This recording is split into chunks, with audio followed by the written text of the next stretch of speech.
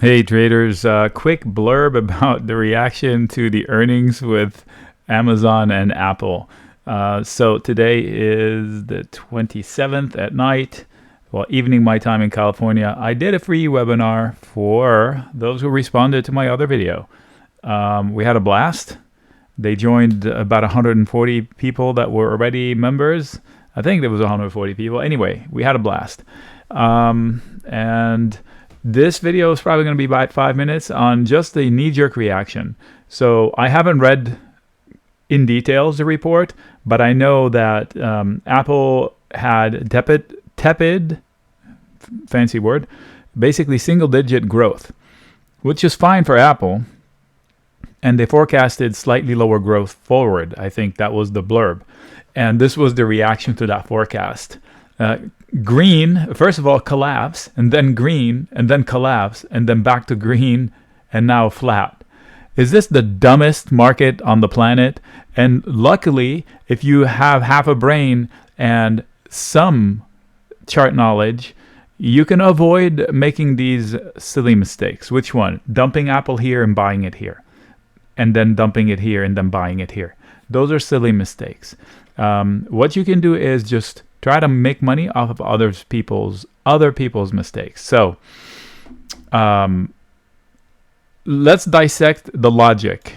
Apple sells every widget they make at a premium, and their client love it. It's the biggest company on the planet, and they have no sales problem. So the panic out of it, like it was Facebook, is ridiculous. Now the Meta, Facebook, earnings report was a little bit scary because they shrank.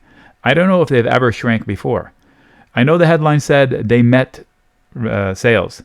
They met the expectations, but nobody's talking about the fact that the sales shrank to last year. So they met expectations because the expectations were crappy, but they shrank. So last year's sales were higher than this year. That's not the case here. So be concerned about Facebook and panic out of it. That's fine. But this is not Facebook. And this knee-jerk reaction is a copycat of what happened to Facebook. That was an overreaction. So there's nothing wrong with Apple. So whatever you thought about Apple yesterday, you should continue thinking about Apple tomorrow. What does that mean? However you thought you were going to trade or not trade it yesterday, I think you'd do better if you just ignore anything else. So if you tell me this is a chart on a daily, I would say I would buy the dip into support. That was my plain statement. I don't care where support is, what this company does. 142 is a buy the dip moment. The low, I think, was 136 on Apple. So it was a gift. So we were hanging out, and I said, if you're trading after hours in the live room, jump in. I would buy shares. I also said I would buy shares in Amazon for exactly the same reason. So let's look at the Amazon reaction. It's even sillier. Amazon got shellacked. The reaction to Amazon was 87.60 was the low, 87.59. I said if I'm trading after hours, I would buy shares right here, right now. And then there was a weird spike to 100. I see it on Thinkorswim. I don't see it here, but it tagged 100.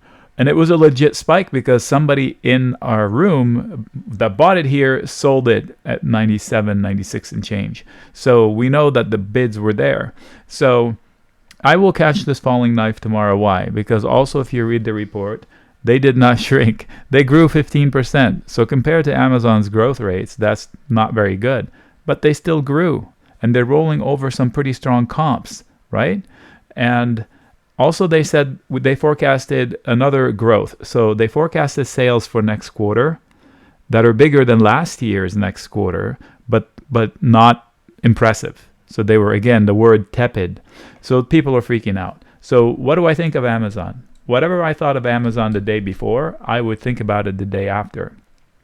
So this, if it opens down 5% or 10% or whatever, I'm going to try to get long by taking advantage of other people's panic. So I want to see if somebody wants to sell Amazon in the 80s and 90s, and I'm going to sell them a put and say, I'll buy your shares at 80 or something like that. I haven't decided what. So technically, there is a head and shoulders, and okay, it could get to 75. I will make room for that somehow. Fundamentally, the company is still insanely strong. It is the store to the world.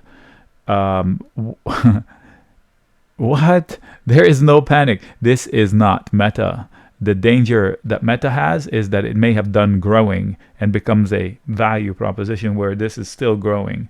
And by the way, they missed the earnings expectations, but not nearly as big as Meta. So they're confusing the reaction with Meta and still infecting other companies with the same reaction. So I think these two companies were harshly punished.